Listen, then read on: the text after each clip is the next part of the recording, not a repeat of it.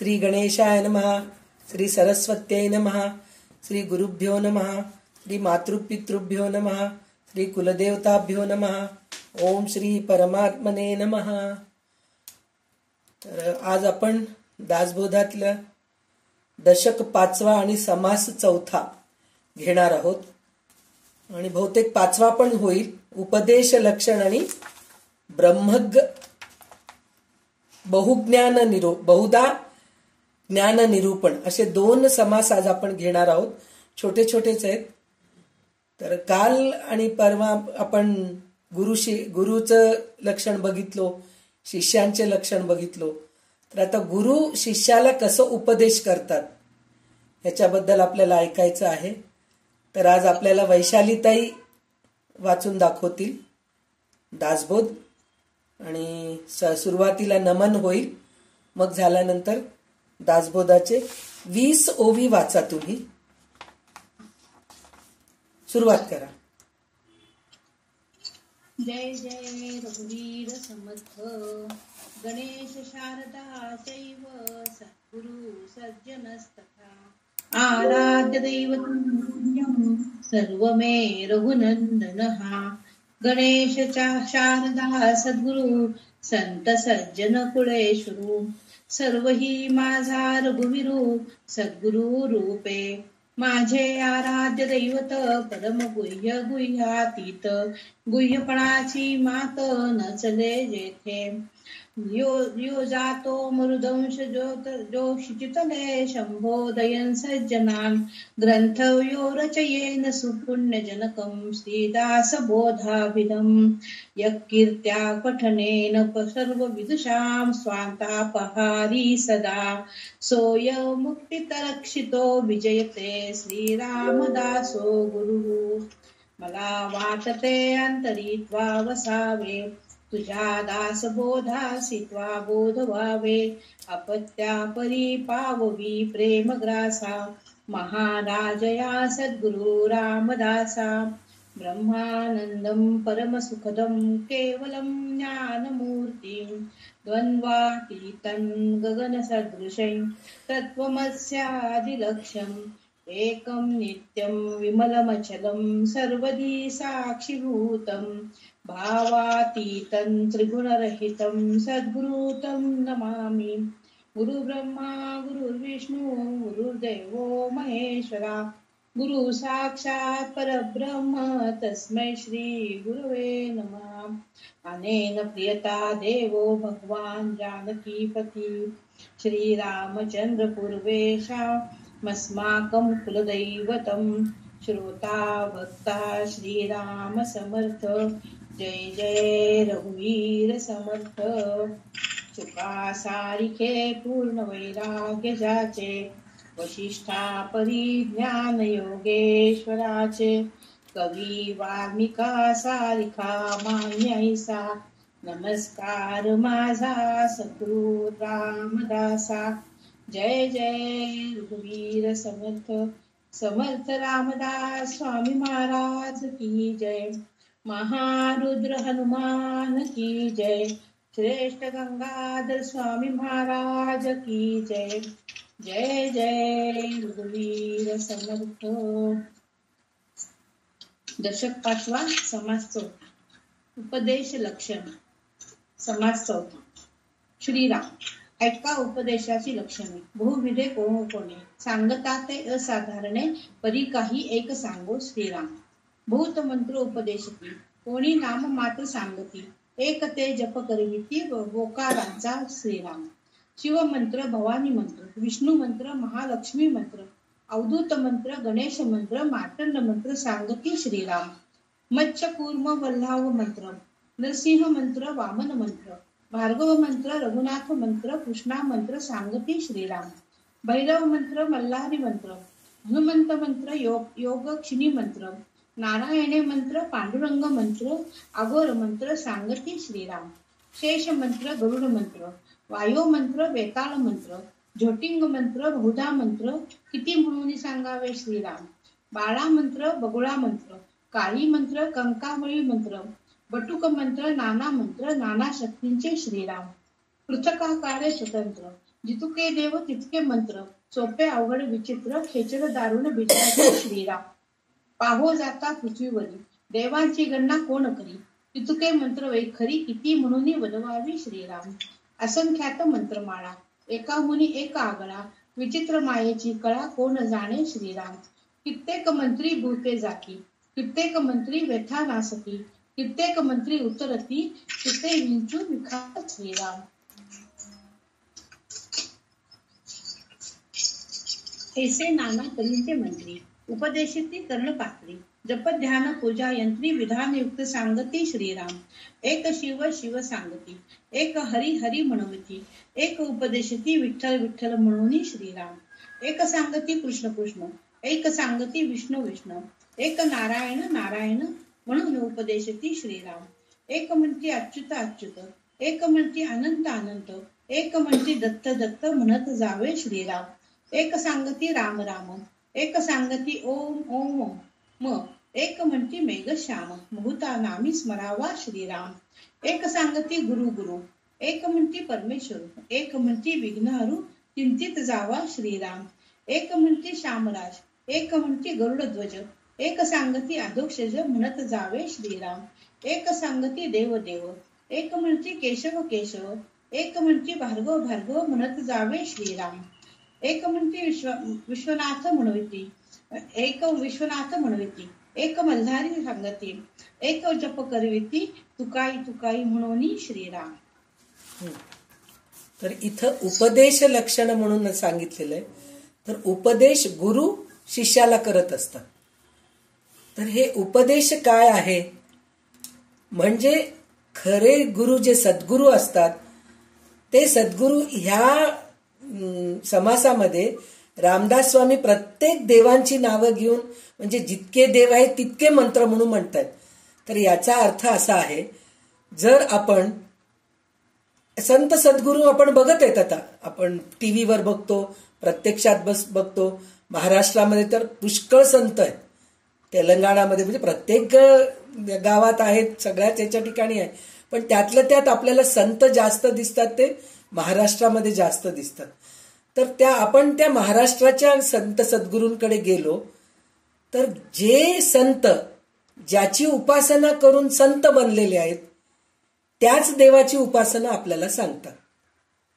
कसं म्हणलं तर आता दत्ताची उपासना करणारे जे संत असतात त्यांच्याजवळ गेलोत आपण, तर ते म्हणतात की तुम्ही दत्ताचीच उपासना करा. अक्कलकोटला गेलोत तर ते म्हणतात अक्कलकोट स्वामी महाराजांचं नामाचं जप करा, त्यांची पोथी वाचा. गजानन महाराजांच्या तिकडे गेलो तर गजानन महाराज, कारण त्यांना ते वाचून तसे त्यांना प्रचिती आलेली असती, अनुभव आलेले असतात. पण खरं म्हणजे मी असं म्हणत नाही बरं का, चुकूनही असं तुम्ही गैर हे करून घेऊ नका, समजूतपणा करून नका की मी संतांना नावं ठेवते असं मी म्हणत नाहीये. पण माझ्या अनुभवानुसार मी हे सांगतेय की जे संत ज्या गुरूंचे ज्या देवाचं उपासना करून मोठे बनलेले त्याच देवाची उपासना सांगतात. पण लाखात एखादे संत असे असतात, संत सद्गुरू असे असतात की तुम्हाला कोणत्या देवाचं उपासना केलं तर तुम्हाला चांगलं होईल. आता मी गेले तर मला म्हणतात तू देवीचं कर, देवीचं जप कर तू. आता कैलरीम हसकलरीम हस सकलरीम असं जे मंत्र आहे त्या मंत्राचं तू जप कर म्हणून मला सांगतील. तेच उषा गेली तर उषाला म्हणतात तुला ते जमणार नाही ग देवीचं, तू रामाचं कर, सोपं आहे एकदम, श्रीराम जय जय राम म्हण तू असं म्हणतील. वैशालीताई गेलेत समजा, दत्ताचं उपासना करा तुम्ही असं. म्हणजे ज्यांना जे सुटेबल आहे, म्हणजे जे देव त्यांना प्रसन्न, इतके देव आहेत ना आपल्याजवळ, तर तुम्हाला जे सुटेबल होईल ते सांगतात. पण बहुतेक जणांचं मी बघितलेलं, गणपतीच्या देवळाला गेले मी, तर गणपतीच्या देवळात गेल्यानंतर गणपतीचे गुरुजी असतात, ते पुरोहित असतात तिकडले, त्यांना जाऊन आपले काही प्रॉब्लेम सांगितलं की अहो माझ्या मुलीचं लग्न होत नाहीये हो, काय करावं कळतच नाहीये. काही करू नका हो, दर संकष्टी चतुर्थीला गणपतीला नैवेद्य दाखवा, 21 मोदकांचं नैवेद्य दाखवा आणि दररोज तुम्ही 21 दुर्वाचं हे करा, तुम्ही लाल फूल वाहा म्हणून सांगतात. पुन्हा उषा गेली तरी तिला ते सांगते, ती म्हणते माझं आरोग्यच चांगलं नाही हो, काय करावं. खूपच अशामध्ये खूप सगळ्या घरच्या लोकांना बरं नाहीये हो. उषा उदाहरण सांगतेय बरं का. म्हणजे असं हे करत नाहीये. तर असं म्हणून ती जाऊन प्रश्न विचारली, तिला पण तेच सांगतात की नाही तुम्ही गणपतीचीच पूजा करा, दुर्वा वाहा, लाल फुल वाहा, 21 मोदक दाखवा, नैवेद्य दाखवा, असं सांग. तर प्रत्येकाला गणपतीच प्रसन्न होतो असा नाहीये. तर प्रत्येक जणांना प्रत्येक वेगवेगळे देव असतात. त्या देवांप्रमाणे त्यांच्या प्रॉब्लेमला, म्हणजे त्यांच्या ज्या संकटांना जे देव काम करू शकतं. आता आपल्याला एक उदाहरण आहे. त्याचं उदाहरण म्हणजे काय, आपण डॉक्टर आहेत. पहिले कुठं जातो, एक जनरल फिजिशियनकडे जातो. आपण गेल्यानंतर ते डॉक्टर काय सांगतो, हे टेस्ट करा, ते टेस्ट करा, ते टेस्ट. पहिले आजकाल तर हे टेस्टचे खूप झालेत. तर सगळे टेस्ट करा म्हणून सांगतात. सांगितल्यानंतर त्याच्यामध्ये कोणचं तरी एक निघतं. दाताचंच निघतं, डोळ्याचंच निघतं, पोटाचंच निघतं, छातीचंच निघतं, काहीतरी एक निघतं. मग ते काय सांगतात, तुम्हाला हार्टचं प्रॉब्लेम आहे हो, तुम्हाला थोडेसे ECG काहीतरी थोडंसं प्रॉब्लेम आले, तर तुम्ही एक काम करा, ते हार्ट स्पेशालिस्टकडे जा. जर हार्टचं प्रॉब्लेम आहे ENT कडे जा म्हणून सांगतात का, नाही सांगत. नाही सांगत ते. असं करतात. तर तसंच आहे, मला काय त्रास आहे, ह्या त्रासाला कोणता देव मला वर तारतो, त्या देवाची उपासना करा म्हणून सांगणारा तो सद्गुरू आहे. तर एवढं आपण भगवद्गीता वाचल्यानंतर तिसऱ्या की चौथ्या अध्यायामध्ये भगवंत अर्जुनाला सांगतात, चौथ्या अध्यायामध्ये 34वा श्लोक आहे, तद्विधी प्रणिपातेन परिप्रश्नेन सेवया उपदेक्षन्ति ते ज्ञानम ज्ञानीन तत्वदर्शिनः म्हणून सांगितलंय. एवढं भगवंत एवढे सगळं काही समजलेले आहेत, पण अर्जुनाला काय सांगते, मी सांगितलेलं तुला पटत नसेल रे बाबा, एक ज्ञानीकडे जा. तू कोणाकडे जा, आत्मज्ञान सद्गुरू जवळ जाऊन साष्टांग नमस्कार कर. सरळ मी असा उद्धटपणाने ताठपणाने जाऊ नको, त्यांच्याकडे नम्रपणाने जा. त्यांच्याकडे जाऊन साष्टांग नमस्कार कर त्यांना, आणि आत्माविषयी प्रश्न करून व त्यांची सेवा करून तू संपादन कर, ज्ञान संपादन कर म्हणून म्हणतात. म्हणजे नुसतं जायचं हे करायचं नाही, सेवा करून त्यांच्याकडून ज्ञान संपादन कर म्हणून म्हणतात. म्हणजे सद्गुरूपाशी जायचं म्हणजे विलीन, म्हणजे त्यांच्या चरणागती जायला पाहिजे. उद्धटपणाने जाऊन उपयोगाचं नाही. तेव्हा कुठं आपल्याला ते चांगलं उपदेश करतात, आपल्याला ज्ञान देतात, आत्मज्ञान देतात, देवाचं साक्षात्कार करून देतात. हे सगळं सद्गुरूंच्या उपदेशानेच होत असतं. तर त्याच्यासाठी म्हणून भगवान स्वतः अर्जुनाला सांगतात की लीन होऊन जा आणि एका ज्ञानीपाशी जाऊन तू सद्गुरूपाशी जाऊन चांगलं उपदेश करून घे, असं म्हणून सांगतात. पण त्याच्यामध्ये त्यांनी अजून एक काय सांगितलेत रामदास स्वामींनी, असं म्हणतात की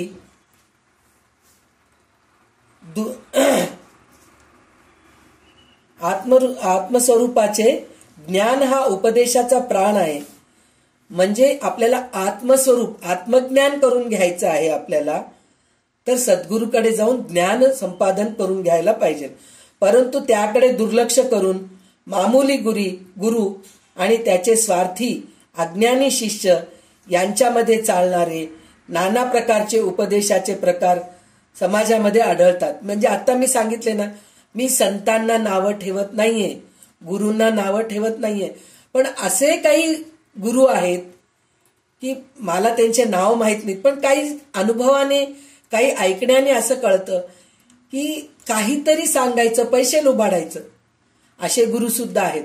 आणि शिष्य पण तसे तयार होतात त्यांच्याजवळ, म्हणजे आश्रम निर्माण करण्यासाठी म्हणून. अशा सगळ्या गोष्टी आजकाल जगामध्ये प्रचलित होत आहेत. म्हणून थोडे सांभाळून राहायला पाहिजे. गुरु कोण, सद्गुरू कोण हे आपण ओळखून जायला पाहिजे. त्याचे सविस्तर वर्णन समर्थांनी आता आपल्याला या समासात केलेले आहेत. आणि अखेर उपदेशामध्ये भगवंताचे ज्ञान नाही, तो उपदेशच नव्हे, असे स्पष्ट बजाविलेले आहेत. म्हणजे उपदेश आपल्याला करतात, हे करा ते करा म्हणून सांगतात. म्हणले ना, मारुतीला काय ते रुचकीचं पान वाहा तुम्ही, वड्याचं माळ वाहा, शंकराला भस्म वाहा, बेलाचं बेलपत्र वाहा. हे सगळं बरोबर आहे, नाही म्हणून नाही. पण हे सगळं करून तुम्हाला संसार सुख मिळतंय. म्हणजे मुलीचं लग्न होईल, मुलाला नोकरी मिळेल, शरीराचे भोग कमी होतील, हे सगळं काही होत असेल. पण ब्रह्मज्ञान आत्मज्ञानच मिळत नाही आणि देव काय आहे हे कळत नाहीये. तर मग ते उपदेशच नाहीये असं समर्थांच्या सांगण्यावरून आपल्याला कळत आहे. तर त्याच्यामध्ये आता मी जसं म्हणले तुम्हाला, ज्याच्याकडे ज्या देवतेची उपासना करून ते संत झालेले आहेत त्या देवाचंच मंत्र आपल्याला ते देतात असं इथं सांगितलेलं आहे. तर इथं त्यांनी बरेच म्हणजे रामदास स्वामींचं एक गोष्टीचं कौतुक म्हणून, मी कोण आहे हो त्यांचं कौतुक करणारे, एवढे मोठे सद्गुरू आहेत ते, त्यांचं कौतुक करणं नाही. म्हणजे त्यांचं आपल्याला समजून सांगण्याची पद्धत जी आहे, लहान मुलांना जसं आपण समजून सांगतो की नाही, अरे असं करू नको रे, तिथं माऊकडे गेलं ना खस्स करून अंगावर येते, बोचकरती ती, कुत्र्याकडे गेलं तर चावतं बघ. आणि प्रत्येक प्राणीचं नाव घेऊन आपण मुलांना सावधान करत असतो. आणि कावकाव ये, चूचू ये, दाणा खा, असं करून आपण लहान पोरांना शिकवत असतो. त्याचप्रमाणे आपल्याला रामदास स्वामींनी कावकाव ये, चूचू ये सारखंच आपल्याला घास भरवतायत एक एक गोष्टीचं. तर ते कसं प्रत्येक देवतांचं नाव घेऊन हे मंत्र हे मंत्र हे मंत्र हे मंत्र म्हणून सांगत आहेत. कसं सांगितलंय त्यांनी, शिवमंत्र, भवानी मंत्र, विष्णू मंत्र, महालक्ष्मी मंत्र, अवधूत मंत्र, गणेश मंत्र, मार्तंड मंत्र, मच्छकूर्म वराह मंत्र, नरसिंह मंत्र, वामन. म्हणजे आता ह्याच्यामध्ये मच्छकूर्म वराह मंत्र म्हणून जे सांगितलेले आहेत चौथ्या श्लोकामध्ये ओवीमध्ये, तर ते दशावताराच सांगितलेत पा. मच्छकूर्म वराह, नारसिंह, वामन, भार्गव, रघुनाथ, कृष्ण, हे सगळे कशाचे दशावतारामधलेच नाव आहेत पहा. म्हणजे त्यांनी किती विचार करून लिहिले असतील या सगळ्या गोष्टीचं. म्हणजे झोटिंग, शेषमंत्र, गरुड मंत्र, वायू मंत्र, नारायण मंत्र, हनुमंत मंत्र, भैरव मंत्र, अघोर मंत्र, किती म्हणून सांगावे. पुन्हा एवढं सांगून पुन्हा म्हणतात किती म्हणून सांगावे म्हणून म्हणतात. बाळमंत्र, बगुळा मंत्र, काळी मंत्र, कंकाळी मंत्र, बटुक मंत्र, नाना मंत्र.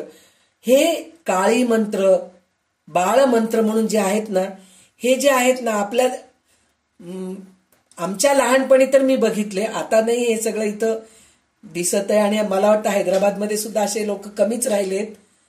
तर बाळाला काहीतरी झालं, खूप रडत आहे, त्या बाळाला सांगता येत नाही, पोट दुखतंय का, डोकं दुखतंय का, काय झालंय ते सांगता येत नाही, पण रडत राहतं. त्या बाळाला कोणीतरी एक असे असतात ग्रहस्थ किंवा एक बाई असती, तिला ते बाळमंत्र माहीत असतं. तिच्याजवळ घेऊन गेल्यानंतर ती असं फुस फुस करती, काहीतरी भस्म लावती, काहीतरी करून एक मंत्र म्हणती, बाळ एकदम शांत होऊन जातं पहा. म्हणजे ते बाळमंत्र माहीत असलेली लोक सुद्धा आहेत. त्याच्यानंतर त्यांनी काय सांगितलं, झोटिंग मंत्र, वायो मंत्र म्हणून सांगितले, कंकाळी मंत्र म्हणून सांगितले. कंकाळी मंत्र म्हणजे हे काय म्हणतात ते बाधा, भूत बाधा वगैरे झालेले असतात ना, त्यांना त्यांच्या अंगातलं सुद्धा भूत वगैरे काढण्यासाठी म्हणून मंत्र असतात. हे असे मंत्र शिकलेले पण भरपूर लोक असतात, पण ते सद्गुरू नाहीत, ते उपदेश करत नाहीयेत. ते फक्त आपल्या छोट्याशा कुठल्या तरी एका प्रॉब्लेमचं हे करतात, निराकरण करतात, म्हणजे ते प्रॉब्लेम आपले सॉल्व्ह करतात. पण सद्गुरू जे असतात असं उपदेश करतात की आपल्या संसारातले दुःख तर दूर होतातच, पण त्याच्याबरोबर आपल्याला भगवंताचं साक्षात्कार करून देतात, आत्मज्ञान करून देतात, आत्मा म्हणजे काय हे समजून सांगतात, सर्वांशी समभाव कसं राहावं हे सांगतात, पंचमहाभूत म्हणजे काय आहेत हे सगळं काही ते आपल्याला सांगत असतात. असे आहेत ते. त्याच्यामध्ये खेचर म्हणून असतं, खेचर म्हणून करतात, खेचरी असं काहीतरी हे आहे ते करतात. तर असे कितीतरी मंत्र आहेत की ते आपण आपल्याला माहीत सुद्धा नाहीये. यंत्राची पूजा करतात, मूर्तीची पूजा करतात. काही लोक तर ते म्हणले ना, भूतपेत करणारे, करणी करणारे जे असतात ना, ते लोक तर काळ्या कपड्याचं भावली करतात किंवा आपल्या कणकेचं भावली करतात. त्याच्यावर ते काहीतरी प्रयोग करून आपले बाधा दूर करत असतात. असे कितीतरी प्रकार आहेत. त्याच्यानंतर कोणी राम ओम नमो भगवते वासुदेवाया म्हणायला सांगतात. एखादं कोणीतरी सांगतात रामकृष्ण हरी म्हणतात. कोण श्रीराम जय राम जय जय राम म्हणायला सांगतात. काही लोक नुसतं ओम म्हणून म्हणत बस म्हणून सांगतात. काही लोक सोहमचं पण सांगतात, सोहम असं सांगतात. ते असतात. असे म्हणजे कितीतरी आहेत की त्याच्यानी आपले छोटे छोटे प्रॉब्लेम्स क्लिअर होतात. पण जे खरोखर आत्मज्ञान देणारे आहेत, साक्षात्कार भगवंताचं साक्षात करून देणारे, ते मात्र सद्गुरूच असतात. हे सद्गुरू लोक करू शकत नाहीत. त्याच्यानंतरचं 21व्या ओवीपासून शेवटपर्यंत वाचा वैशालीत. हे किती म्हणून सांगावे शिवशक्तीची अनंत नावे, इच्छेसारखे स्वभावे उपदेशती श्रीराम. एक सांगती मुद्राचारी, खेचरी भूचरी चाचरी अगोचरी, एक आसने परोपरी उपदेशती श्रीराम.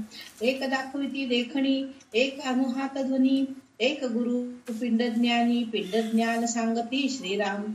एक सांगती कर्म मार्ग, एक उपासना मार्ग, एक सांगती अष्टांग योग, नाना चक्रे श्रीराम. एक तपे सांगती, एक अजपा निरूपती, एक तत्वे विस्तारती, तत्वज्ञानी श्रीराम. एक सांगती सगुण, एक निरूपती निर्गुण, एक उपदेशती तीर्थाटन फिरावे म्हणून श्रीराम. एक महावाक्य सांगती, त्यांचा जप करावा म्हणती, एक उपदेश करती सर्व ब्रह्म म्हणून श्रीराम. एक शाक्त मार्ग सांगती, एक मुक्त मार्ग प्रतिष्ठिती, एक इंद्रिय पूजन करविती, एका भावे श्रीराम. एक सांगती वशीकरण, स्तंभन मोहन उच्चाटन, नाना चेतके आपण स्वये निरोपती श्रीराम.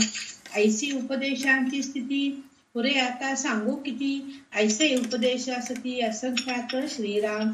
ऐसे उपदेश अनेक परी ज्ञाने विण निरार्थक, ये विषयी असे एक भगवद वचन श्रीराम. नाना शास्त्र पठे लोक, नाना दैवत पूजनम, आत्मज्ञान विना पार्थ सर्व कर्म निरर्थकम.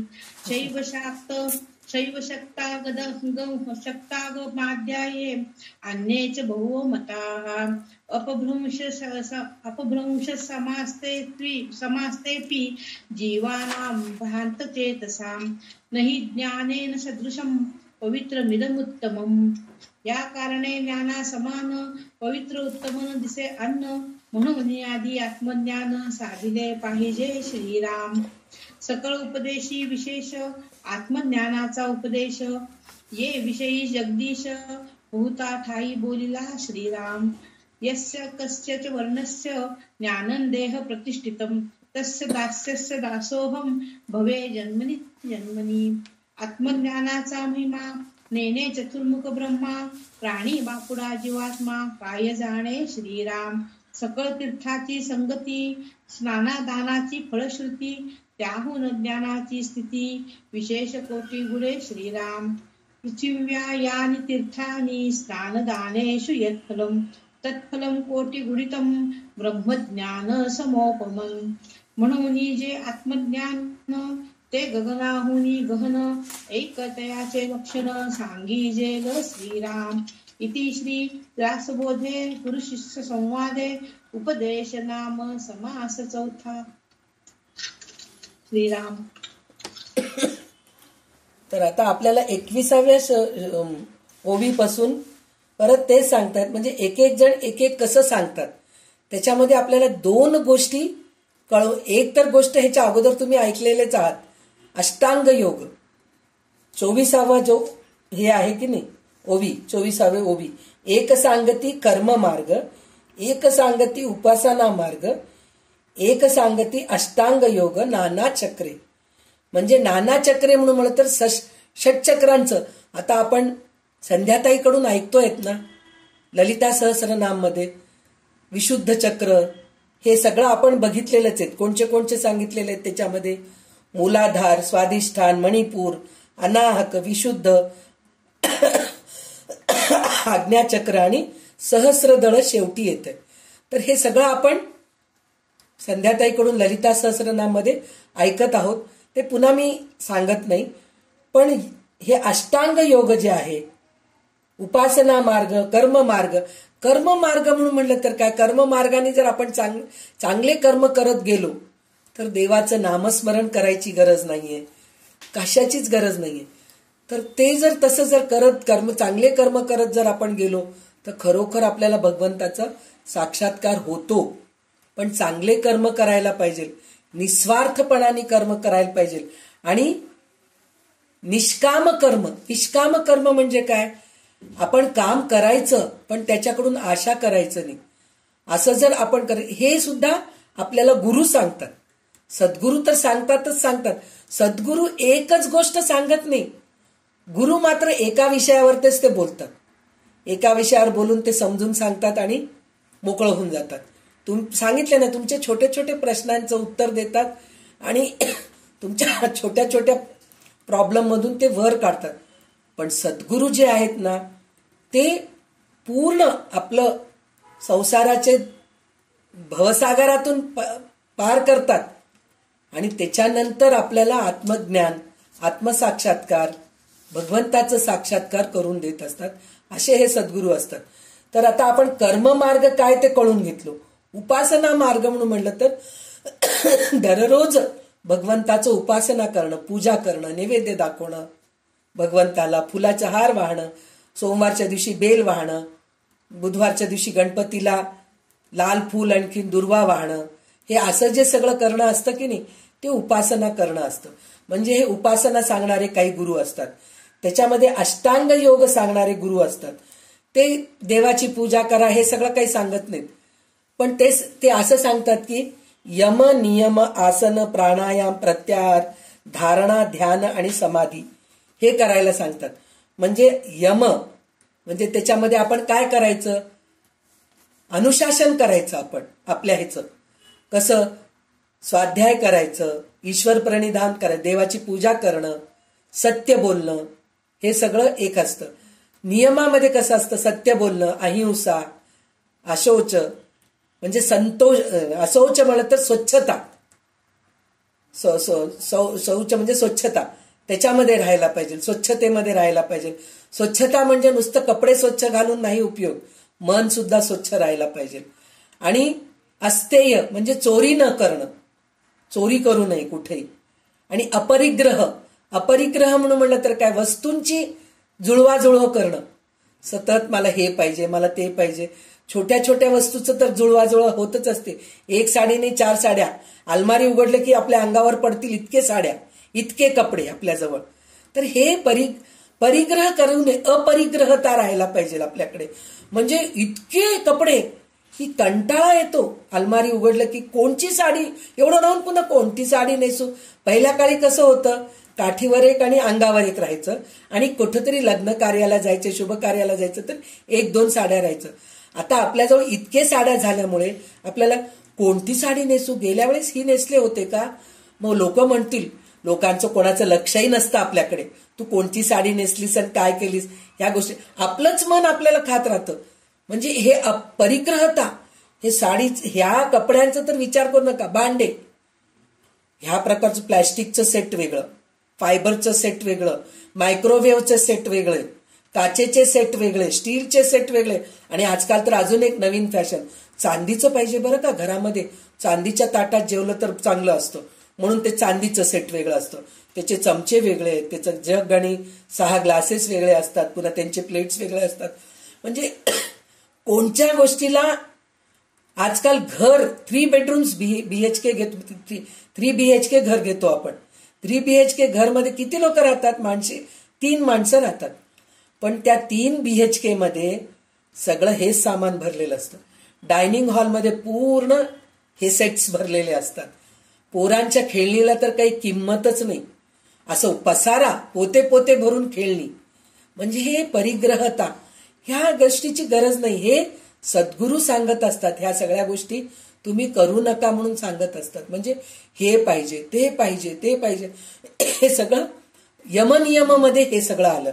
त्याच्यानंतर त्यांनी काय सांगितलं, आसन. आसन म्हणजे काय, आसन केल्याने काय होतं, शरीर सुदृढ होतं.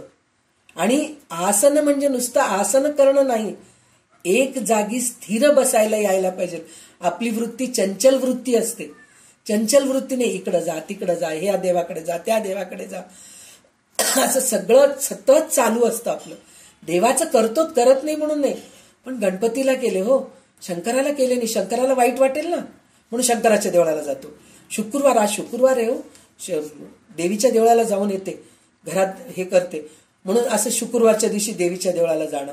म्हणजे चंचल वृत्ती, एक ठाम विचार नाही आपलं, सतत चंचल, हे करू का ते करू का, हे करू का ते करू, इकडे जाऊ का तिकडे जाऊ का, ही साडी नेसू का ती साडी नेसू, ह्याच्यामध्येच आपलं.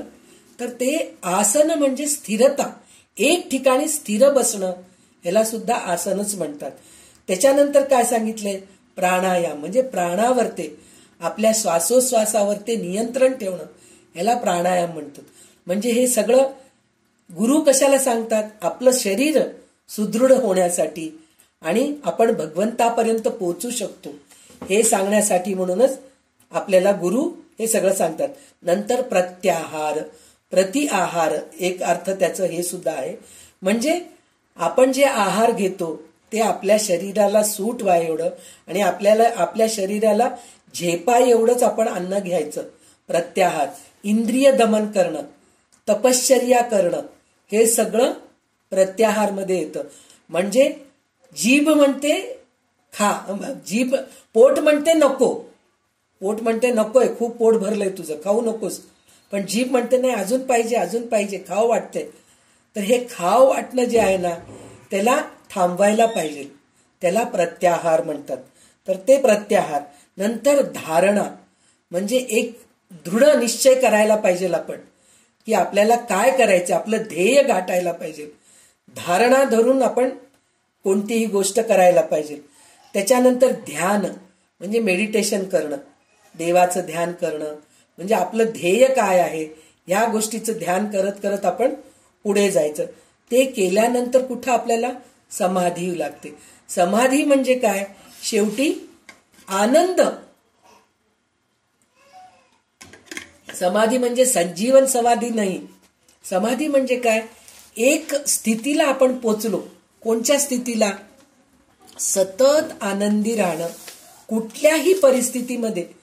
घरामध्ये कितीही अडचण येऊ दे, पैसा असो नसो, पाऊस येवो न येवो, थंडी लागो, ऊन लागो, काही राहू, त्याच्यामध्ये आनंदी राहणं.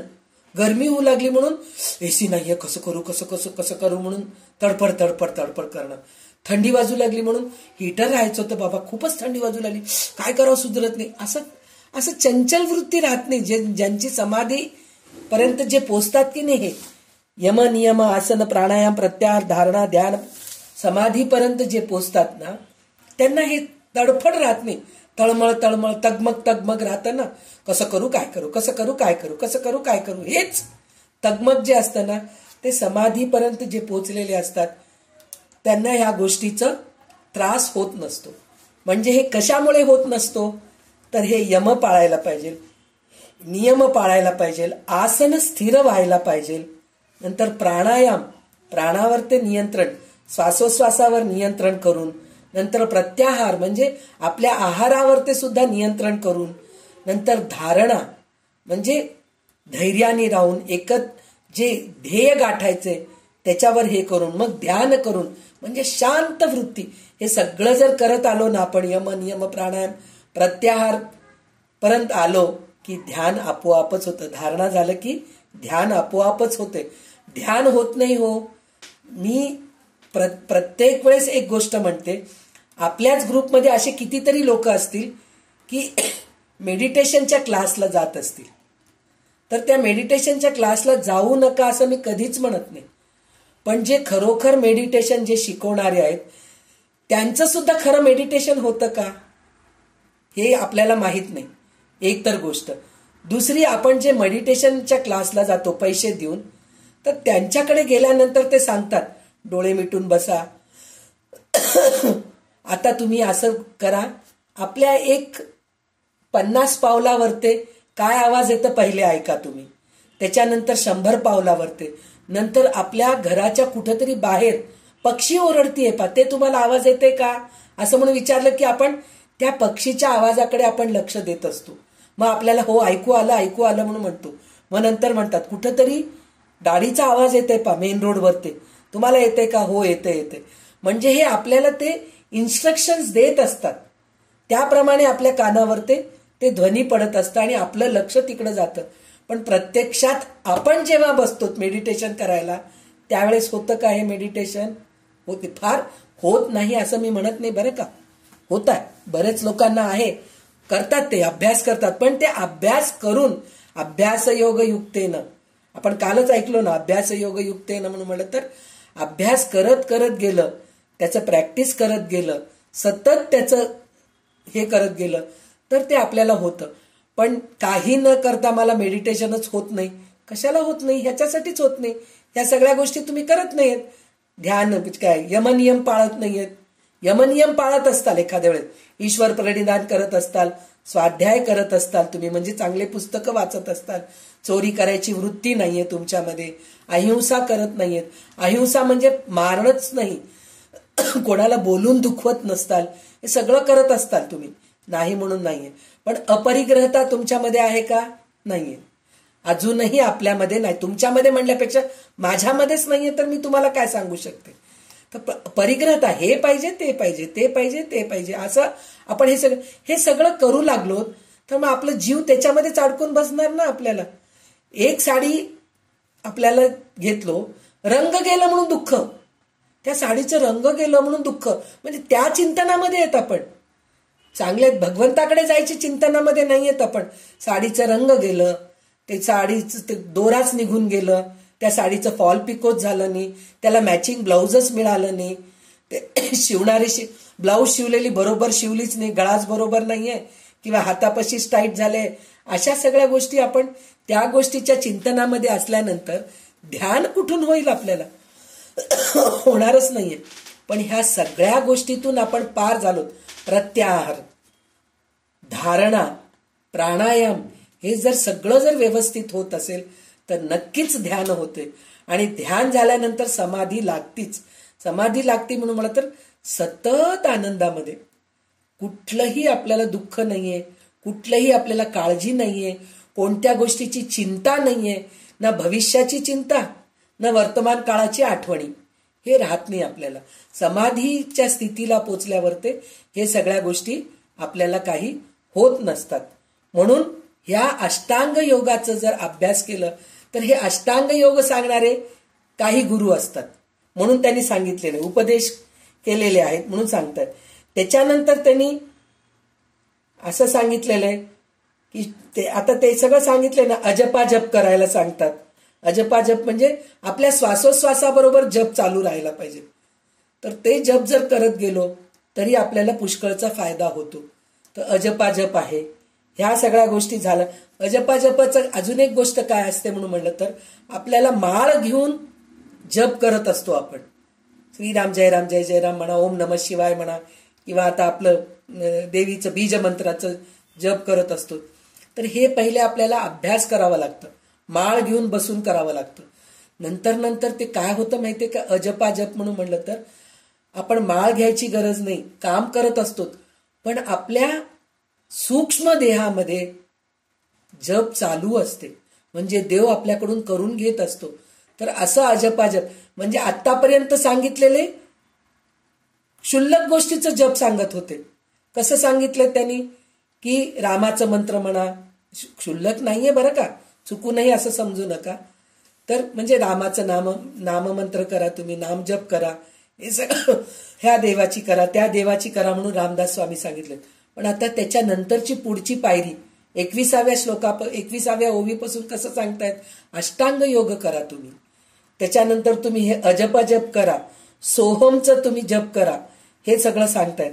त्याच्यानंतर त्यांनी 28व्या ओवीमध्ये सांगितलेले आहेत की एक शाक्त मार्ग सांगती, एक मुक्त मार्ग प्रतिष्ठिती, एक इंद्रिये पूजन करविती, एका भावे म्हणून सांगितलेलं आहे.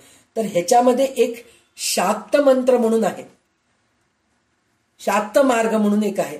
तर ते शाक्त मार्ग काय आहे म्हणलं तर आपल्याला पंचमकार साधना म्हणून आहे. तर पंचमकार साधना हे मला वाटतं ह्याच्या अगोदर मी सांगितले आहे की नाही माहित नाही, पण मला हे नवीन वाटलं. ह्याच्या अगोदर मी वाचलेली आहे, पण मी हे म्हणजे आत्ता 1-2-3 महिन्यापूर्वीच वाचलेली आहे, पण त्याच्या अगोदर मला हे माहीत नव्हतं. हे मकार पंचमकार साधना काय आहे हे मला माहीत नव्हतं. पण मी गुगल सर्च करून काही पुस्तकं वाचून त्याच्यामधून मला काय समजलं हे थोडं लिहिले. त्याच्यामध्ये 2 प्रकार आहेत पंचमकारचं. एक पंचमकार काय सांगितलेलं आहे की हे देवीचे उपासक असतात. तर ते देवीचे उपासक कसं करतात म्हणून म्हणलं तर शक्तीची किंवा देवीची उपास करतात. आणि ते करत असताना काय करतात म्हणून म्हणलं तर मध्य मास मत्स्य मुद्रा व मैथुन हे पंचमकाराचं सेवन करतात म्हणे. ते म्हणजे हे जे अघोरी विद्या आहे की नाही त्याच्यामध्ये हे पंचमकाचं हे येतं.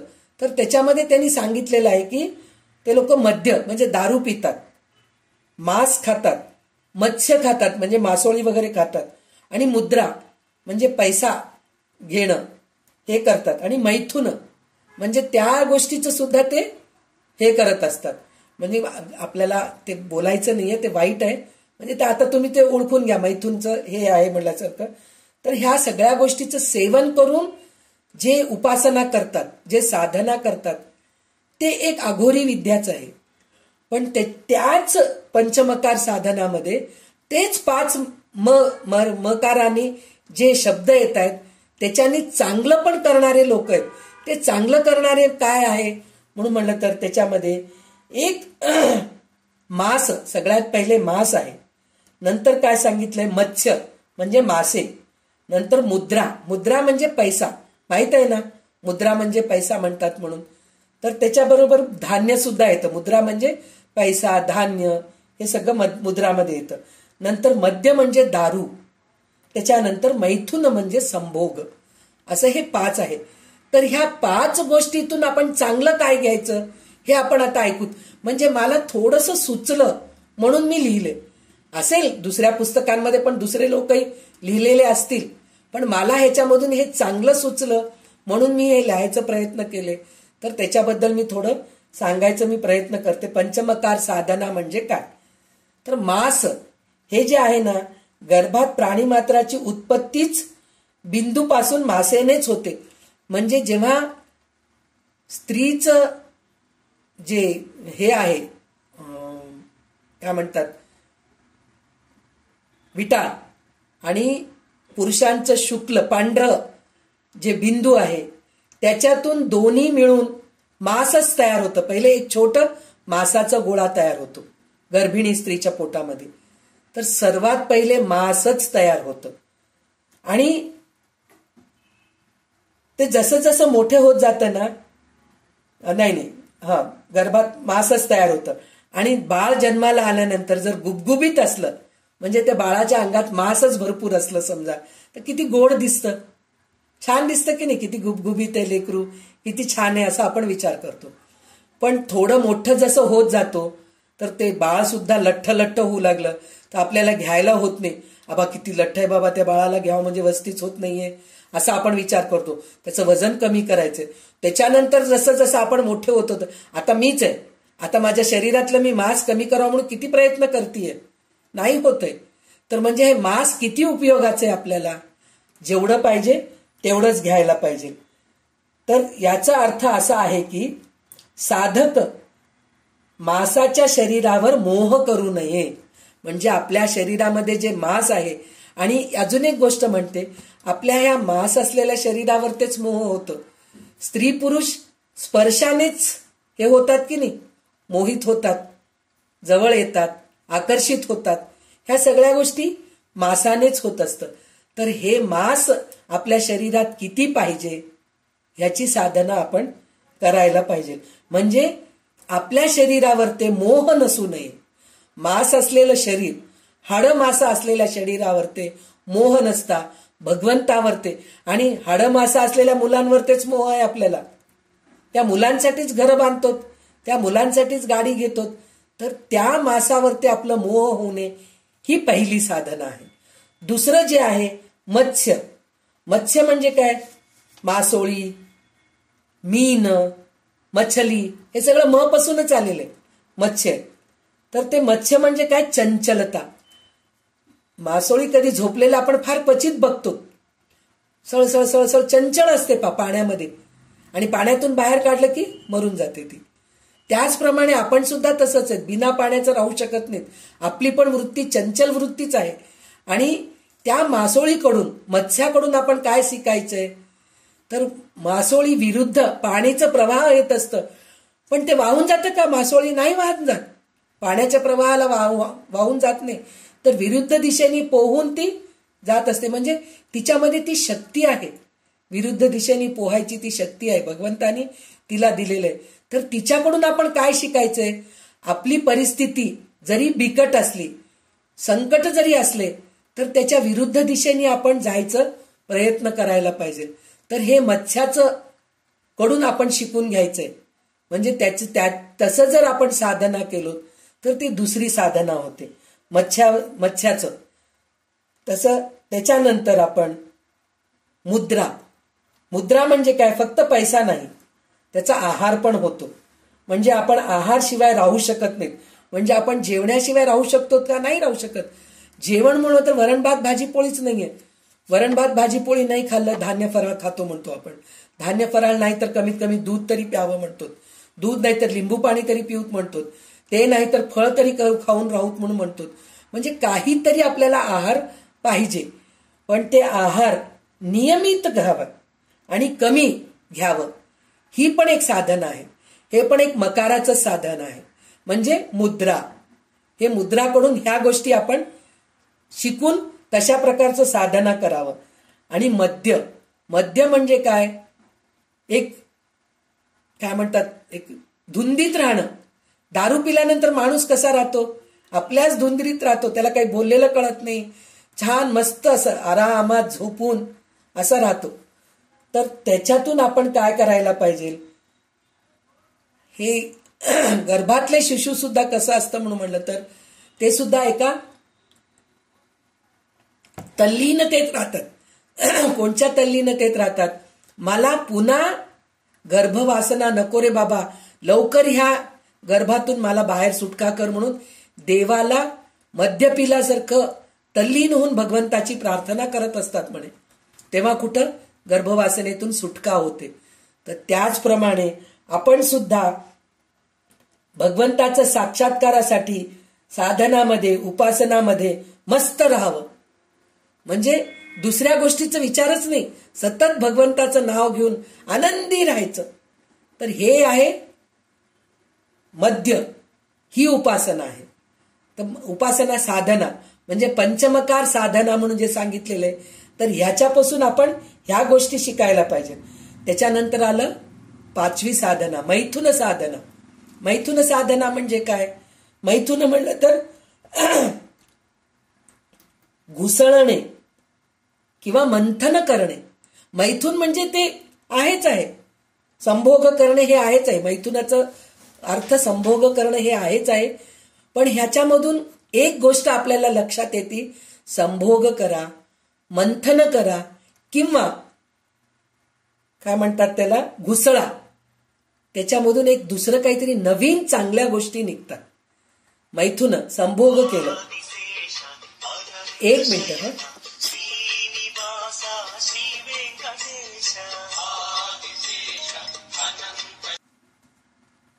तर मैथुन केल्यानंतर खरं मैथुनचं संभोग अर्थ जे आहे ना, तर ते मैथुन केल्याने, स्त्री पुरुष संभोग केल्याने बाळ जन्माला येतं.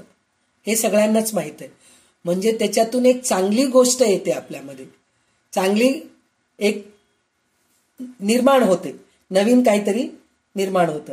त्याच्यानंतर मंथन, आपण मंथन कुठे ऐकलो? सगळ्यांना माहीतच असेल, समुद्र मंथन. तर समुद्र मंथन केल्यानंतर 14 वस्तू निघालेले आहेत. लक्ष्मी निघालेली आहे, धन्वंतरी, अमृत, परत काय म्हणतात त्याला, ऐरावत, वज्र, पारिजातक, असे 14 गोष्टी निघालेले आहेत. म्हणजे समुद्र मंथन केल्यानंतरच निघालं ना, घुसळल्यानंतरच निघालं ना. आणि सगळ्यात सोपी गोष्ट, आपण दररोज दही घुसळतो, दही घुसळून ताक करतो. तर ते आपण नुसतं दही जरी घुसळलो, चांगलं घुसळलं तर, बरं का, घुसळलं तर एवढं का होईना थोडं लोणी निघतं की नाही वर. म्हणजे घुसळलं, मंथन केल्यानंतर, संभोग केल्यानंतर चांगल्या गोष्टी निघतात ना, ते आपण ह्या मैथुन मधून शिकायचं असतं. हे 5वं साधन आहे. म्हणजे आपण चांगलं आणि वाईट ह्याचं विचार करायचं, त्याचं मंथन करायचं. मंथन करून आपण त्याच्यातून चांगलं काय आहे हे शिकायचं. चांगल्या गोष्टीची साधना करायला पाहिजे, उपासना करायला पाहिजे. तर हे पंचमकार साधना. तर हे पंचमकार साधना प्रत्यक्षात पाहिलं तर अघोरी विद्याच आहे, अघोरीच आहे.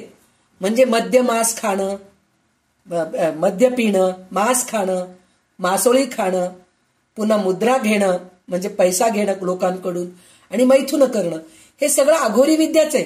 अघोरी विद्या करून पुष्कळशा हे काय म्हणतात, त्यांच्याकडे हे मिळतं, सिद्धी प्राप्त होतात त्यांना. पण त्या गोष्टीकडे आपण न जाता आपण त्या वृत्तीचे नाहीच आहेत.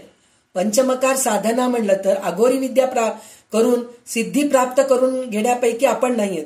तर त्याच्या एकदम विरुद्ध दिशेने विचार केलं तर किती छान विचार आहेत आपले, की मद्यपासून मस्त राहायला पाहिजे, देवाच्या नामस्मरणामध्ये मस्त राहायला पाहिजे, मैथुन मध्ये चांगलं गोष्ट, चांगलं आपल्या विवेक वापरून, मैथुन करणं म्हणजे मंथन करणं म्हणजे विवेक वापरून आपण साधना करायला पाहिजे. त्याच्यानंतर मांस म्हणून म्हणलं तर ज्या शरीरावर ते मांस आहे त्या शरीरावरती आपण मोह करायचं नाहीये, हे पण एक साधनाच आहे आपलं. मग नंतर काय सांगितलं त्यांनी, मत्स्य म्हणजे मत्स्य म्हणून म्हणलं तर आळशी राहू नये, आपण चंचल वृत्तीचे राहायला पाहिजे. चंचल वृत्तीचे म्हणजे काय करू कसं करू हे नाही, काय करायची गरज नाही बाबा, नुसतं झोपून राहू, जागलं जेवाव झोपाव असं न राहता ऍक्टिव्ह राहणं, ते पण एक चंचलताच आहे. ऍक्टिव्ह राहणं, तर ते पण एक आपल्याला ते शिकायचं असतं. म्हणजे ह्या सगळ्या गोष्टी पंचमकार साधनाकडून ह्या गोष्टी आपण, कारण आता ह्याच्यामध्ये आपल्याला बाकीचं सगळं काय सांगितलेलं तर तुम्ही हे करू नका, हे करू नका म्हणूनच सांगितलं. करू नका म्हणून म्हणत तर असे गुरु आहेत, हे सगळं सांगणारे गुरु आहेत. तर हे सुद्धा करा म्हणून सांगणारे, म्हणजे आता ह्याच्या नंतरचा अवघड गोष्टी ज्या आहेत तर ते सुद्धा तुम्ही करा. मुक्त मार्ग म्हणून म्हणलं तर काय, कशाचंही टेन्शन न घेता, चिंता न करता आपण मुक्त राहायला पाहिजे आणि सगळ्यातून मुक्त व्हायला पाहिजे. संसार असं म्हणून संसार सोडून जंगलात जाऊन बसायचं नाही, संसारात राहून मुक्त मार्गात राहायला पाहिजे असं ते सांगितलेले आहेत. मुक्त मार्ग. मग नंतर इंद्रिय पूजन करविती. इंद्रिय पूजन करविती म्हणून म्हणलं तर इंद्रियाचं दमन करायला शिकवतात. इंद्रिय दमन म्हणजे सारखं टीव्ही बघू नका, सारखं मोबाईल बघू नका, सारखं कानावर ते गाणे ऐकत बसा, हे नकोय. किंवा चांगलं ते चटपट खायचं, पिझ्झा खा, बर्गर खा, पाणीपुरी खा, हे का ते का, सतत खाण्यावर ते जिभेवर ते कंट्रोल करा म्हणून सांगतात. त्याच्यानंतर शरीराचं जे स्पर्श आहे, आपण स्पर्शावर ते खूप भारावून जात होतो. कोणीतरी येऊन आपल्या पाठीवर हात फिरवलं की आपण कसं एकदम आबा बरं वाटलं हो, डोक्यावरून हात फिरवलेत पण आमचे गुरु, माझ्या डोक्यावर हात ठेवले हो, मला किती बरं वाटलं. म्हणजे हे स्पर्श सुद्धा चांगलं स्पर्श पाहिजे म्हणून वाटायला पाहिजे, वाईट स्पर्श नकोय.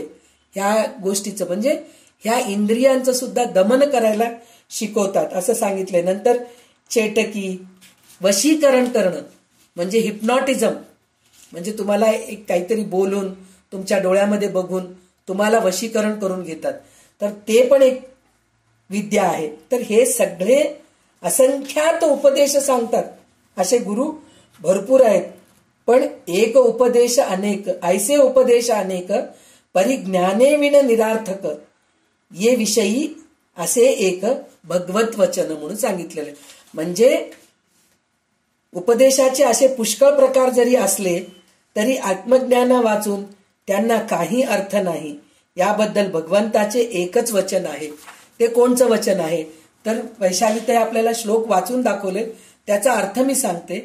नाना शास्त्रांचा अभ्यास लोक करतात व नाना देवतांची पूजा करतात, पण अर्जुना आत्मज्ञाना वाचून सगळी कर्मे वाया जातात.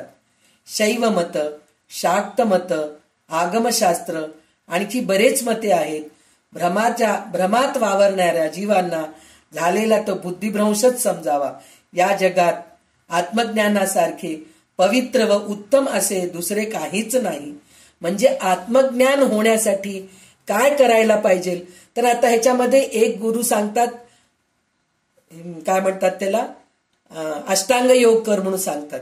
एक गुरु सांगतात इंद्रिय दमन कर म्हणून सांगतात. एक गुरु सांगतात पंचमकार साधना कर म्हणून सांगतात. एक गुरु सांगतात की सहस्र चक्रावरती तुम्ही ध्यान करत सहस्रदळपर्यंत जा म्हणून काही गुरु सांगतात. पण त्याच्यामध्ये हे सगळं करून जर तुम्हाला आत्मज्ञान झाला तर ते उपयोगाचं आहे, नाहीतर काहीही उपयोगाचं नाही असं भगवंत स्वतः अर्जुनाला सांगत आहेत.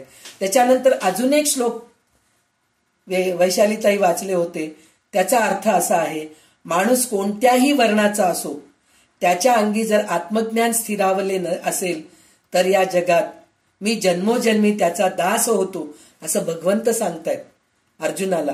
म्हणजे माणूस कोणत्याही वर्णाचा, 9व्या अध्यायामध्ये सांगितलं, नर राहो नारी अथवा शूद्र कोणीही राहू दे, कोणत्याही वर्णाचा राहू दे, मला येऊन जर तो माझ्याबद्दल चिंतन करत आहे, माझं नामस्मरण करत आहे, माझ्याच विषयी बोलत आहे तर मी त्याचा दास बनतो.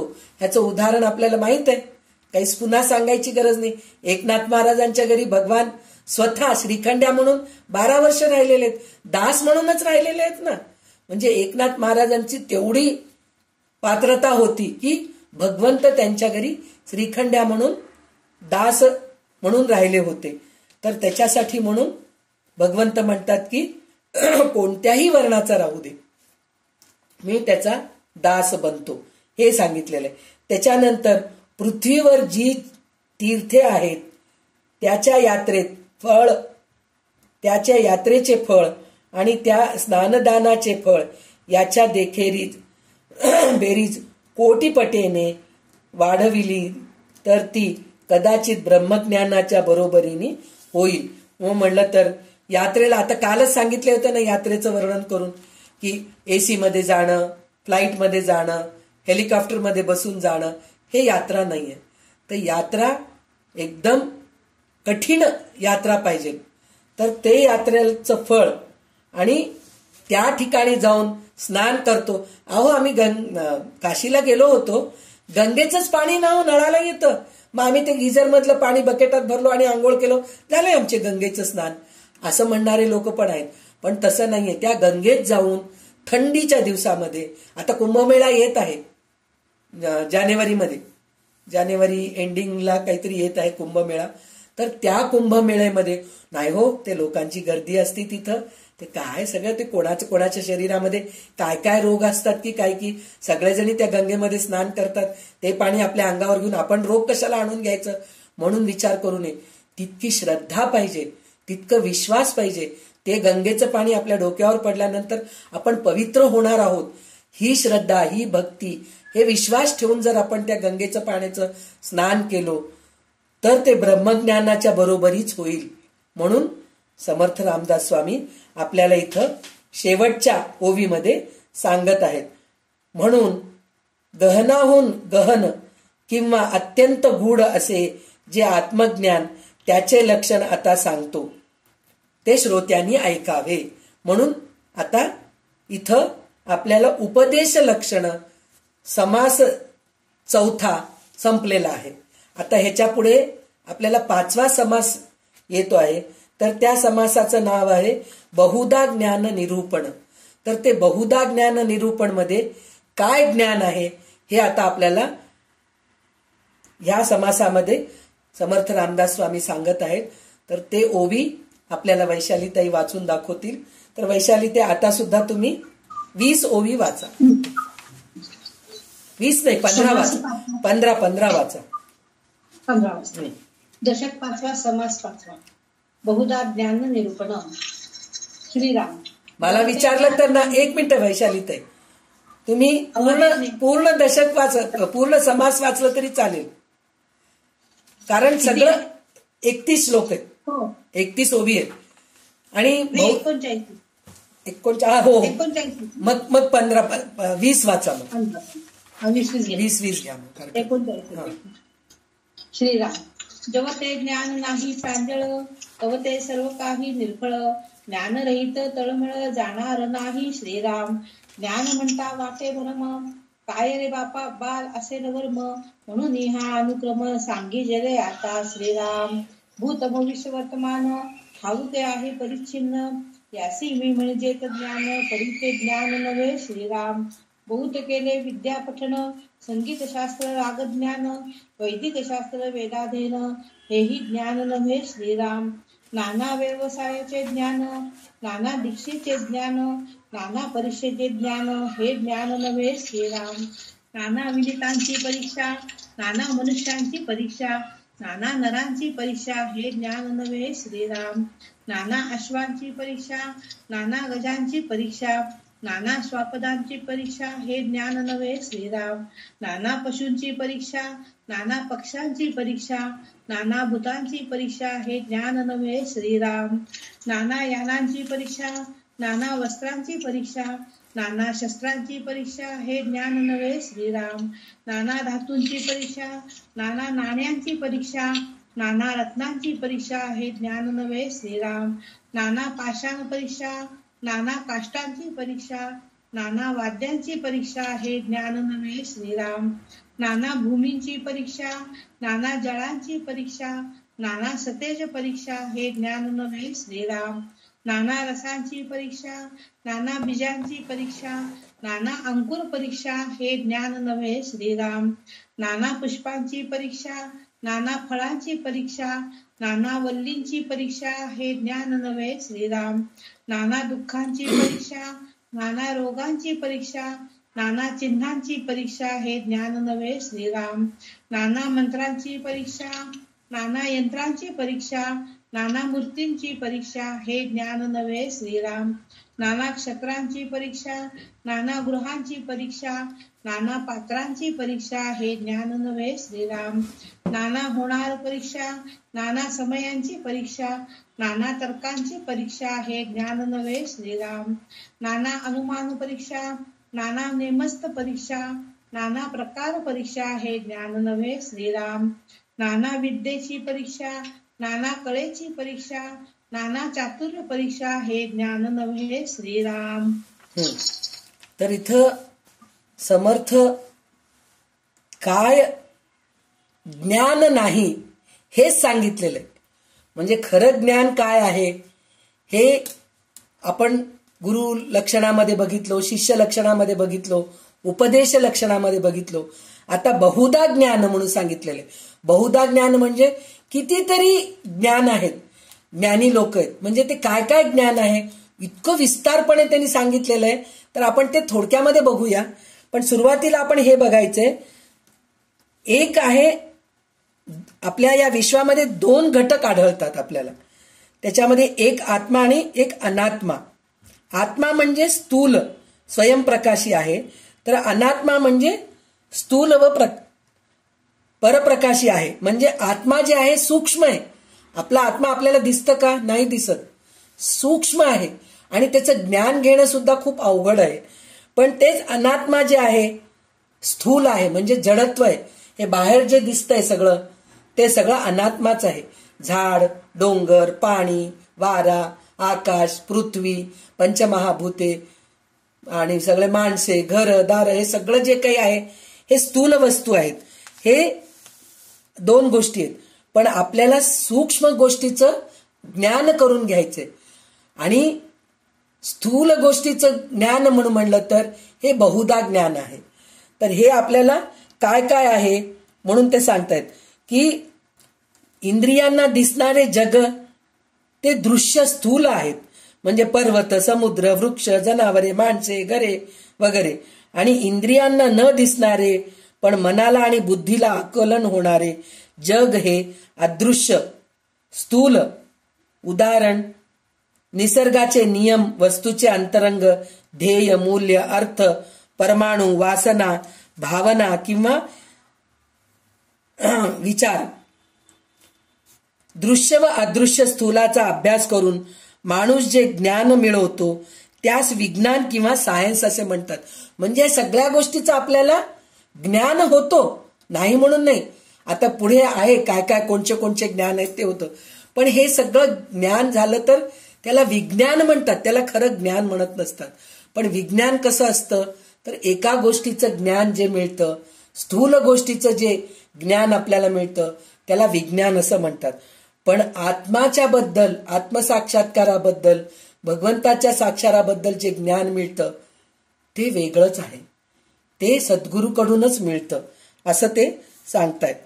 तर आता ह्याच्यामध्ये काय काय ज्ञान आहेत त्याच्याबद्दल त्यांनी सांगितलेले आहेत. तर त्याच्यामध्ये त्यांनी काय सांगितलेले आहेत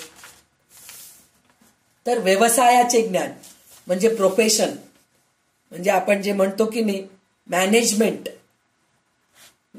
मार्केटिंग वगैरे करणं असतं ते एक आहे. त्याच्यानंतर त्यांनी सांगितलंय अश्वांची, गजांची, श्वापदांची म्हणजे कुत्र, हत्ती, अश्व म्हणजे घोडा, म्हणजे कुत्र्यांमध्ये सुद्धा सहा नख असलेले वेगळे असतात. हे पॉमेरियन आहे, हे लॅब्राडॉर आहे, हे अल्शिशन आहे, असे काही बरेच कुत्र्यांचं माहिती असतं त्या लोकांना. म्हणजे त्यांना ते माहिती आहे म्हणतात ज्ञान झालं का हो? नाही झालं. फक्त त्यांना कुत्र्यांच्या बद्दल माहिती आहे, घोड्यांच्या बद्दल माहिती आहे, हत्तीबद्दल माहिती आहे. त्याच्यानंतर त्यांनी काय सांगितले पशु पक्ष्यांची आहे, पशु पक्षी, भूतांची, यानांची म्हणजे आपण जे वाहन वापरतो ते, त्याची माहिती असते. वस्त्रांची आपल्यापैकी बऱ्याच स्त्रियांना माहित असतं पा, हे सिल्क आहे, हे कॉटन आहे, हे मलमल आहे, हे काय असे मला तर नाव माहित नाही तेवढे. म्हणजे कपड्यांच्या बद्दल सगळं माहिती असते. म्हणजे कपड्यांची माहिती झालं की ज्ञान झालं का? नाही, फक्त कपड्यांची माहिती आहे तेवढंच आहे. त्याच्यानंतर शस्त्रांची, हे बंदूक आहे, हे तलवार आहे, हे गदा आहे, हे सगळ्या गोष्टी शस्त्रांची माहिती असते त्यांना. नंतर धातूची, धातूमध्ये सुद्धा ओळखता येतं बरं का. आपल्याला ठराविक धातूच माहित आहेत. कसं म्हणून म्हणलं तर आपण लोखंड आणि स्टीलमध्ये फरक कळू शकतो का वर पॉलिश केल्यानंतर? नाही कळत आपल्याला. तर हे पितळ कोणचं आहे, सोनं कोणचं आहे, त्यांना पटकन कळतं. काही लोकांना तांब आहे, हे तांब्याचं आहे बरं का, वरून तुम्हाला पितळाचं पॉलिश केल्यासारखं दिसतंय.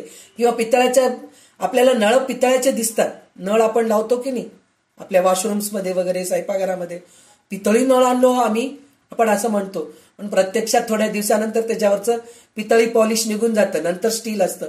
म्हणजे हे पितळ नाही, हे स्टील आहे, हे कळून घेणं सुद्धा एक ज्ञान आहे.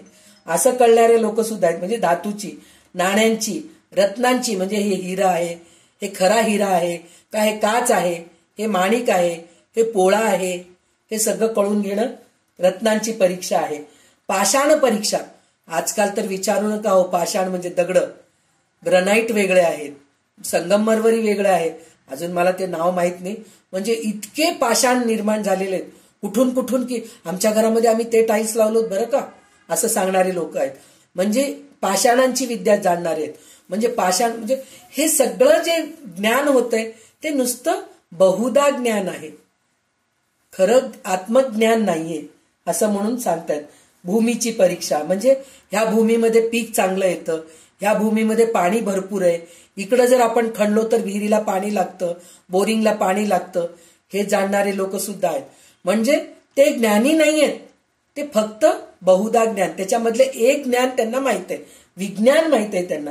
पुष्पांची, फळांची, रोगांची, आता डॉक्टर आहेत, रोगांची परीक्षा, रोगांच्या बद्दल जे आहेत ते डॉक्टर्स आहेत. प्रत्येक डॉक्टर वेगवेगळे शरीरा अवयवावर ते हे करणारे आहेत, आपल्याला उपचार करणारे डॉक्टर्स आहेत. तर त्यांचं ज्ञान असणारे लोक आहेत. गृहाची, पात्रांची, हे सगळं जे आहे ना ज्ञान नव्हे, प्रत्येक ठिकाणी सांगतायत ते. हे ज्ञान नाही, हे ज्ञान नाही. काही लोकांना 16 भाषा येतात म्हणजे त्यांना झालं का? संस्कृत आलं म्हणून म्हणलं की मला सगळं काही आलं असं नाहीये.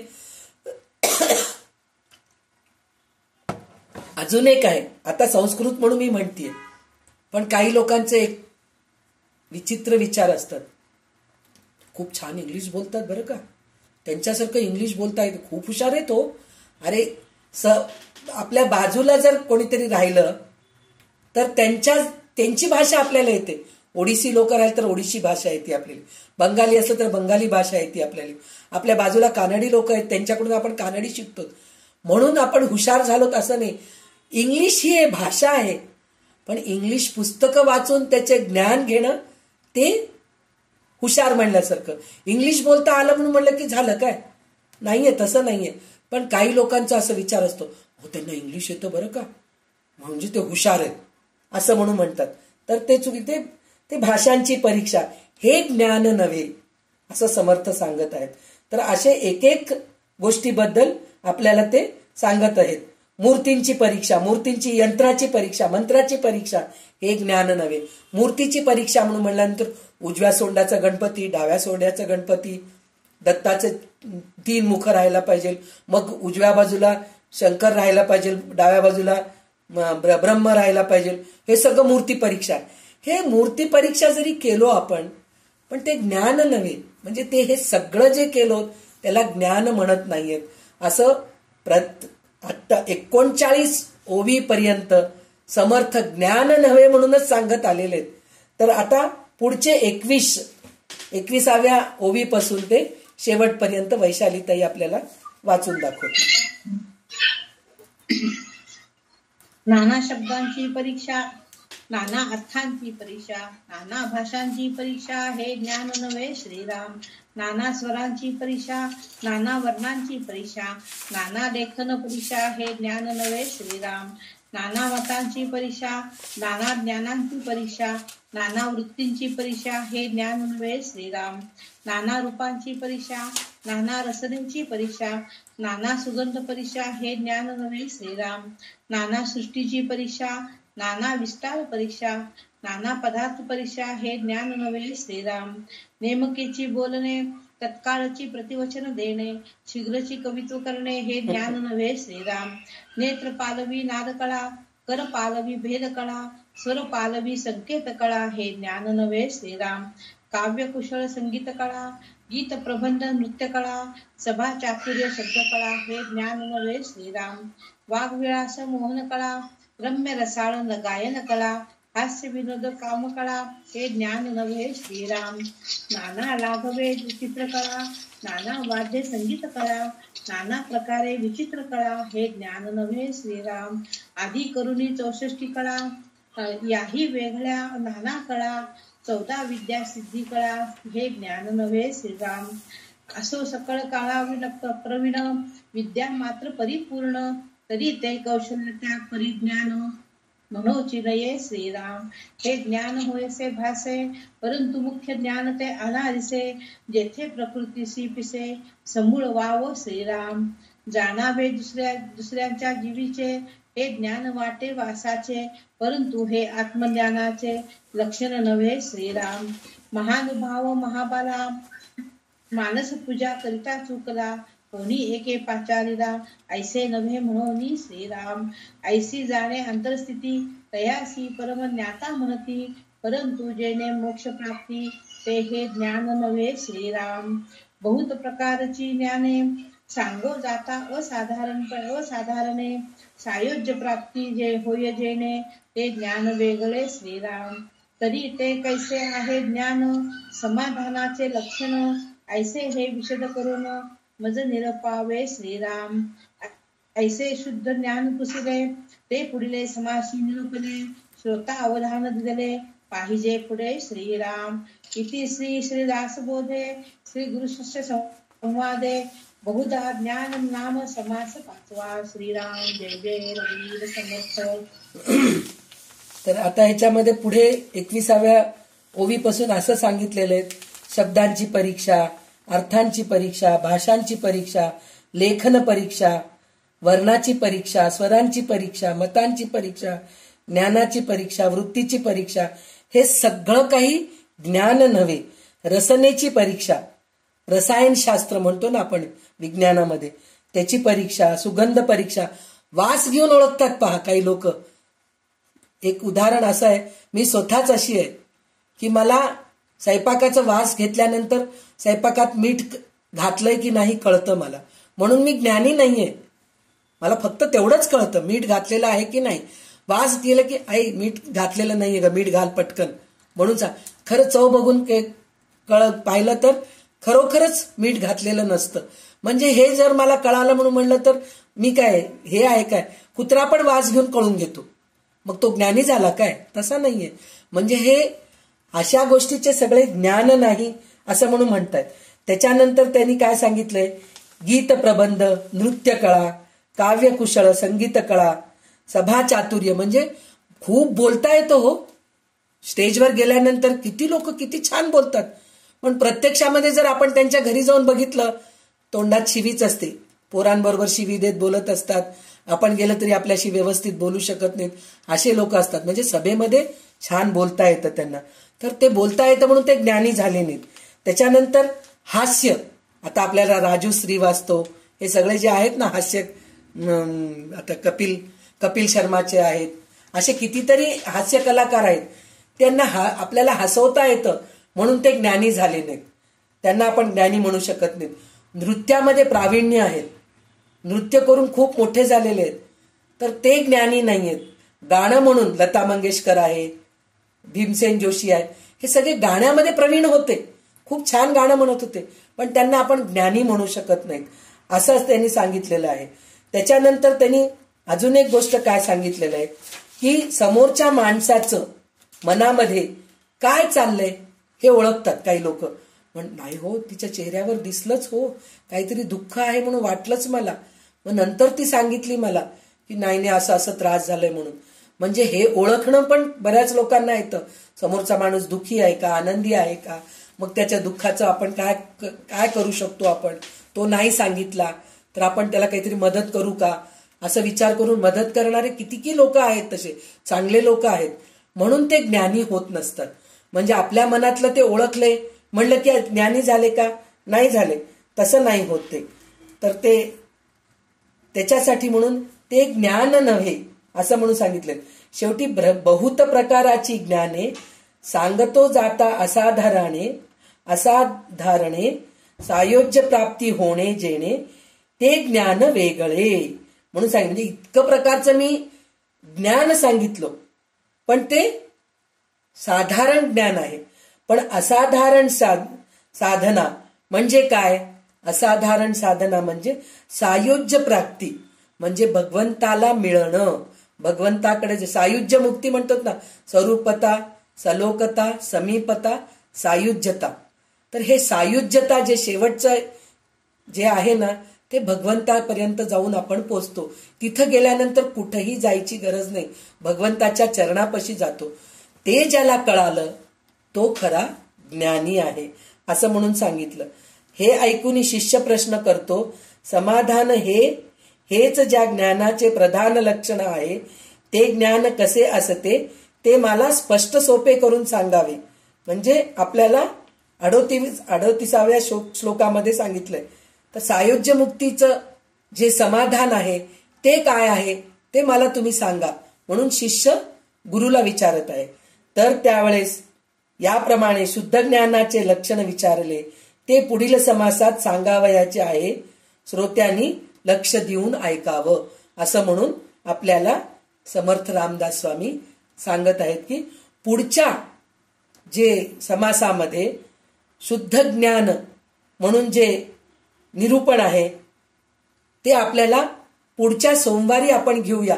कारण आता आपण घेतलो तर त्याच्यात जवळजवळ 70च्या वर ओवी आहेत, तर आता ते 70 ओवी होत नाही, उशीर होईल, खूप उशीर होईल. तर त्याच्यासाठी आज आपण इकडेच थांबूया. तर 2 समास आपले झालेले आहेत. तर आपण शुद्ध ज्ञान स्वरूप, शुद्ध ज्ञान निरूपण आपण पुढच्या क्लासमध्ये घेऊया. तर आज आपण इथेच थांबूया. तर प्रत्येक वेळेस मी एकच म्हणते, मला जे समजलंय मी ते तुमच्यापर्यंत पोचवायचं काम करतीये, म्हणजे पोस्टमॅन. मला जे भगवंत माझ्याकडे दिलेलं आहे की संध्या हे घे आणि तू सगळ्यांना वाट, म्हणून माझ्यापर्यंत जे दिलेलं आहे ते मी तुमच्यापर्यंत पोचवायचं काम करतीये. तर मला भगवंत जेवढं समजवले त्याप्रमाणे मी तुम्हाला पोस्ट करते, म्हणजे मी एक प्रकारचं पोस्टमनचं काम करत आहे. तर आज माझ्या मुखातून जे काही शब्द चांगले निघालेत ते भगवंताच्या कृपेने, माझ्या गुरुच्या कृपेने, रामदास स्वामींच्या कृपेने निघालेले आहेत. पण काही गोष्टी कमी पण सांगितले असेल, थोडंच सांगितले असेल, तर ते माझं अभ्यासाचं कमी आहे म्हणून मी म्हणतीये. तर त्याच्यासाठी मला माफ करा आणि जे काही चांगलं सांगितले ते तुम्ही ग्रहण करा. इतकं सांगून आजच्या ह्या 2 समासाचं विवेचन संपवून मी वैशालीताईला विनंती करते की कल्याणकरी रामराया म्हणा आणि आपण आज इथेच थांबूया. जय जय रघुवीर समर्थ. तर वैशालीताई कल्याणकरी रामराया म्हणा. कल्याणकरी रामराया रामराया, कल्याणकरी रामराया. जनहित विवरी जनहित विवरी जनहित विवरी, कल्याणकरी रामराया. तळमळ तळमळ होतची आहे होतची आहे, हे जन हाती करी दयाळा. कल्याणकरी रामराया रामराया, कल्याणकरी रामराया. अपराधी जन चुकतची गेले चुकतची गेले, तुझा न तुझी सांवरी दयाळा. कल्याणकरी रामराया रामराया, कल्याणकरी रामराया.